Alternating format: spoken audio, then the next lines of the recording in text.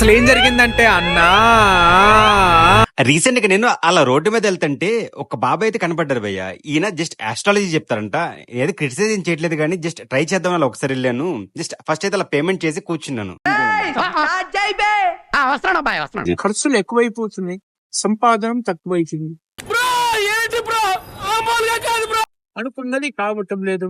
నీ పైన జనాల దృష్టి ఎక్కువంది బాబు. ఇది గుర్తుపెట్టుకో, తర్వాత మాట్లాడుకుందాం.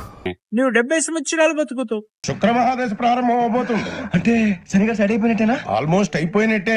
కాదు, కారు కొంటూ మంచి అమ్మాయితో పిల్లలు చేసుకుంటూ 70 సంవత్సరాలు బతుకుతావు. నాకు పెళ్లి రేఖ ఉందా? నాకు ఇంతకు ముందే చెప్పాను. తప్పు. పోతుందిరా వెనక్కి. దరిద్రం ఉంది కదా.